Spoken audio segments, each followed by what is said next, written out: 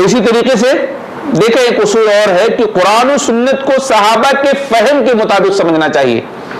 یہ سلف کا ایک اصول ہے اور اہل حدیث کی ایک دعوت ہے. اہل حدیث کی دعوت کیا ہے کہ قرآن و سنت کو صحابہ کے طریقے پر سمجھیے, آپ صحابہ کے فہم کے مطابق سمجھیے. اللہ کی قسم ہے اگر کوئی آدمی یا کوئی گروہ یا کوئی جماعت اس نقطے کو, اس پوائنٹ کو سمجھ جائے نا, تو گروہ بندی کرے گا ہی نہیں, اختلاف کرے گا ہی نہیں, انتشار کرے گا ہی نہیں, اور سیدھے مسلک حق کو اختیار کر لے گا, یعنی قرآن و سنت کا پابند بن جائے گا. اگر میں کھل کر کہوں تو اہل حدیث بن جائے گا اگر اس پوائنٹ کو سمجھ لے. تو قرآن و سنت کو کس طرح سے سمجھنا ہے؟ صحابہ کے فہم پر سمجھنا ہے. آج سارے لوگ دعویٰ کرتے ہیں نا, قرآن و سنت پر عمل کرنے کے سارے لوگ دعویٰ کرتے ہیں. دنیا میں جتنی بھی جماعتیں ہیں نا, سارے لوگ دعویٰ کرتے ہیں. یہاں تک کہ قادیانی, جس کو ہم اور آپ مسلمان نہیں سمجھتے ہیں, دنیا کے دوسرے مسلمان ان کو مسلمان نہیں سمجھتے ہیں, لیکن وہ اپنے آپ کو سب سے بڑے مسلمان سمجھتے ہیں. اپنے آپ کو سب سے بڑے مسلمان سمجھتے ہیں. وہ قرآن کی الگ سے تشریح کرتے ہیں, رسول اللہ علیہ وسلم کی حدیث کی الگ سے تشریح کرتے ہیں. شیعہ بہت بڑی جماعت ہے یہ بھی ایک, لیکن یہ بھی اپنے آپ کو سب سے حق جماعت سمجھتی ہے, کیونکہ قرآن و سنت کو اپنے اعتبار سے وہ تشریح کرتی ہے نا, اپنے اعتبار سے اس کو سمجھتی ہے.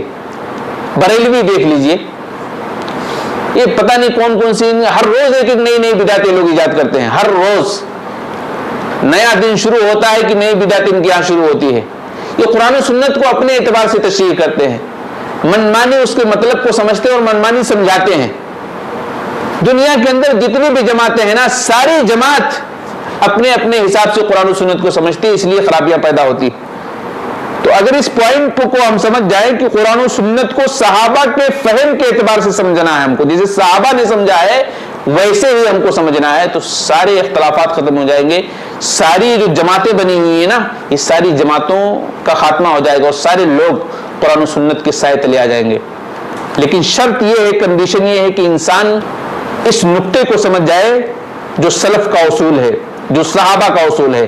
کیا ہے کہ قرآن و سنت کو کس طرح سے سمجھنا ہے, جس طرح سے یہ صحابہ نے رسول اللہ صلی اللہ علیہ وسلم سے سماعت کر کے سمجھا ہے نا, سن کر کے سمجھا ہے, اس کی جو تشریح کی ہے, ویسے ہم کو بھی سمجھنا ہے اور ویسے ہم کو بھی تشریح کرنی ہے. جیسا کہ اللہ رب العالمین نے بیان کیا, والسابقون الاولون من المہاجرین والانصار والذین اتبعوہم بإحسان, جن لوگوں نے ان کی اتباع کی, کن کی اتباع کی؟ صحابہ کی اتباع کی. مطلب صحابہ کے فہم کو صحابہ کے طریقے پر جس طرح سے بعد کے لوگوں نے سمجھا ہے, ایسے ہی اگر کوئی سمجھتا ہے نا, تو قرآن و سنت کے سائے تلے ہی آ کر کے زندگی گزارے گا. اور ایک بہت واضح آیت اللہ نے بیان کیا کہ فَإِنْ آمَنُوا بِمِثْلِ مَا آمَنْتُمْ بِهِ فَقَدِ اهْتَدَوْا وَإِنْ تَوَلَّوْا فَإِنَّمَا هُمْ فِي شِقَاقٍ. پس اگر لوگ فَإِنْ آمَنُوا بِمِثْلِ مَا آمَنْتُمْ بِهِ, اگر بعد کے لوگ بھی اسی طرح سے ایمان لے آئے جیسے پہلے کے لوگ لائے تھے, یعنی صحابہ جس طرح سے لائے تھے نا, اگر اسی طرح سے ایمان لے آئے, فَقَدِ اهْتَدَوْا, تب جا کر کے ہدایت پائیں گے. یعنی جس طرح سے صحابہ نے اسلام کو سمجھا تھا اور صحابہ نے جس طرح سے اسلام سمجھ کر کے زندگی گزاری ہے, ایسے بعد کے لوگ بھی اسی طرح سے اسلام سمجھیں اور اسی طرح سے زندگی گزاریں, تب جا کر کے ہدایت یافتہ لوگوں میں ان کا نام ہوگا. اگر ایسا نہیں کرتے ہیں, اللہ نے فرمایا وَإِن تَوَلَّوْا فَإِنَّمَا هُمْ فِي شِقَاقٍ, اگر ایسا نہیں کرتے ہیں تو رسول کی مخالفت کرنے پر تل جائیں گے. اللہ تعالیٰ ان کے اندر اختلاف پیدا کر دے گا, انتشار پیدا کر دے گا. آج ہے یہی ساری چیزیں ہو رہی ہے نا. قرآن و سنت کو ہم صحابہ کے فہم کے مطابق نہیں سمجھتے ہیں, اس لیے ہمارے اندر افتراق ہے, اس لیے ہمارے اندر انتشار ہے, اس لیے جماعتیں بنی ہوئی ہیں دنیا کے اندر. ان کا اپنا الگ تشریح کر رہا ہے, ان کا اپنا کوئی الگ تشریح کر رہا ہے, اپنے حساب سے کر رہا ہے. صحابہ کی تشریح کو ہم نے کافی نہیں سمجھا ہے, صحابہ کے ایکسپلین کو ہم نے کافی نہیں سمجھا ہے. کاش کی صحابہ کے ایکسپلین کو ہم سمجھ لیتے تو ہم کبھی ادھر ادھر گمراہ نہ ہوتے. تو اللہ نے بیان کیا کہ فَإِنْ آمَنُوا بِمِثْلِ مَا آمَنْتُمْ بِهِ فَقَدِ اهْتَدَوْا وَإِنْ تَوَلَّوْا فَإِنَّمَا هُمْ فِي شِقَاقٍ, کہ اگر تم چاہتے ہو کہ تم ہدایت یافتہ گروہوں میں شامل ہو جاؤ تو تمہیں ویسے ہی ایمان لانا ہے جیسے پہلے کے لوگ یعنی صحابہ لوگ ایمان لائے تھے. ٹھیک ہے, اگر ایسا نہیں کریں گے تو تمہارے دلوں کے اندر اللہ اختلاف پیدا کر دے گا, انتشار پیدا کر دے گا. تم رسول اللہ صلی اللہ علیہ وسلم سے محارب بن جاؤ گے, رسول اللہ صلی اللہ علیہ وسلم سے جھگڑے کرنے والے بن جاؤ گے, رسول اللہ صلی اللہ علیہ وسلم کے مخالف بن جاؤ گے. اسی طریقے سے ایک اور واضح آیت دیکھیں آپ, اللہ نے بیان کیا کہ وَمَن يُشَاقِقِ الرَّسُولَ مِن بَعْدِ مَا تَبَيَّنَ لَهُ الْهُدَىٰ وَيَتَّبِعْ غَيْرَ سَبِيلِ الْمُؤْمِنِينَ نولہ ما تولی ونصلہ جہنم وساءت مصیرا. جو شخص سیدھا راستہ معلوم ہونے کے بعد نبی کی مخالفت کرے، جو شخص سیدھا راستہ معلوم ہونے کے بعد، ہدایت آ جانے کے بعد، سیدھا راستہ مل جانے کے بعد نبی کی مخالفت کرے اور مومنوں کے راستے کے سوا کسی اور کے راستے پر چلے.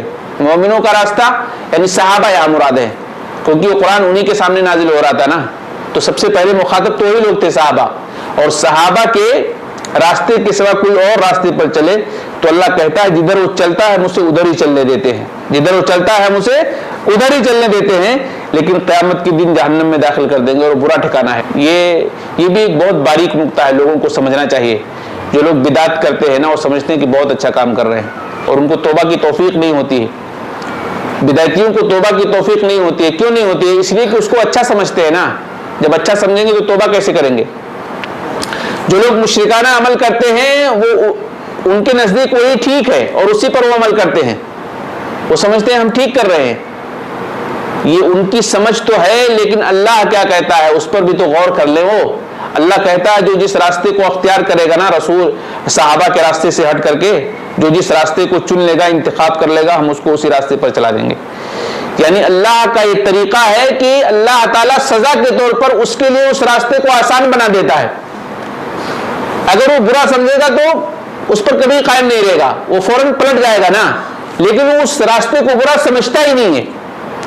ایک مشرک مزاروں پر سجدہ کر رہا ہے، وہ اس کو برا سمجھتا ہی نہیں ہے، کیونکہ اللہ کی پھٹکار ہے اس کے اوپر، اللہ کی لعنت ہے نا اس کے اوپر، اللہ کی طرف سے سزا ہے. اللہ نے جو کہا ہے کہ جو مومنوں کے راستے سے ہٹ جائے گا ہم اس کو اسی راستے پر چلا دیں گے. اللہ نے اس راستے کو اس کے لیے بہت بہترین بنا دیا ہے. وہ سمجھتا بہت آسان ہے. آدمی بدعت کرتا ہے، بدعت کرتا ہے، بدعت کرتا ہے، اللہ نے اس کے لیے اس راستے کو خوب آسان بنا دیا ہے. لیکن اللہ نے کیا کہا؟ قیامت کے دن ایسے لوگوں کو ہم جہنم میں داخل کر دیں گے اور یہ بہت ہی برا ٹھکانہ ہے. اسی طریقے سے ایک اور حدیث سماعت کریں آپ. صحابہ کہتے تھے کیا کہتے تھے؟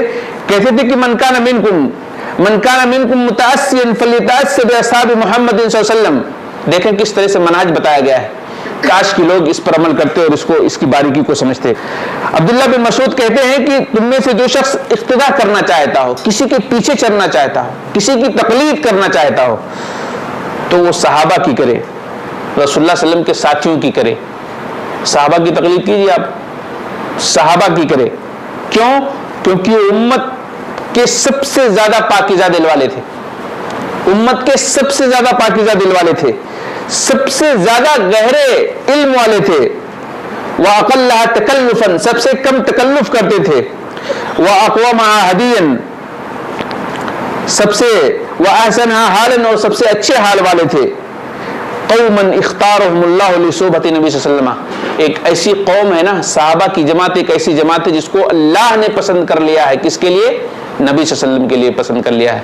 اختارهم اللہ لصحبۃ نبی واقامت دینی، اور اپنے دین کو اللہ نے اپنے نبی کی صحبت اور اپنے دین کو قائم کرنے کے لیے منتخب کر لیا ہے. کس کو منتخب کر لیا ہے؟ صحابہ کو منتخب کر لیا ہے.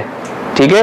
فَعْرِفُوا لَهُمْ فَضْلَهُمْ. عبداللہ بن مسعود کہتے ہیں کہ ان کے فضل کو پہچانو، ان کی فضیلت کو پہچانو. وَاتَّبِعُوهُمْ فِي آثَارِهِمْ، اور ان کے نقش قدم پر چلو، ان کے نقش قدم پر چلو. فَإِنَّهُمْ كَانُوا عَلَى الْهُدَى الْمُسْتَقِيمِ، اس لیے کہ یہ پورے کے پورے صراط مستقیم پر چلنے والے تھے. کون کہتے ہیں؟ عبداللہ بن مسعود کہتے ہیں. کیا کہتے ہیں؟ اگر تم میں سے کوئی کسی کی اتباع کرنا چاہے نا، اگر تم کسی کی اتباع کرنا چاہتے ہو تو صحابہ کی زندگی دیکھو نا. یہ رسول اللہ صلی اللہ علیہ وسلم کے ساتھی تھے. رسول اللہ صلی اللہ علیہ وسلم سے باقاعدہ انہوں نے فیس ٹو فیس مسائل کو لیا تھا، سامنے بیٹھ کر کے مسائل کو لیا تھا. تو صحابہ کی اقتداء کرو، کیونکہ یہ بہت پاکیزہ دل والے تھے، علم میں بہت گہرے تھے، اچھے اخلاق والے تھے، اور ان کا بہت بڑا مقام ہے. ان کے نقش قدم پر چلیے، کیونکہ یہ صراط مستقیم پر تھے. تو عبداللہ بن مسعود کی اگر یہ تعلیم کوئی اپنا لے تو میں سمجھتا ہوں پھر بھی وہ قرآن و سنت کے علاوہ کہیں نہیں جائے گا. قرآن و سنت پر عمل کیے بغیر اس کو کوئی چارہ نہیں ہے اگر عبداللہ بن مسعود کی اس روایت پر وہ عمل کر لیتا ہے.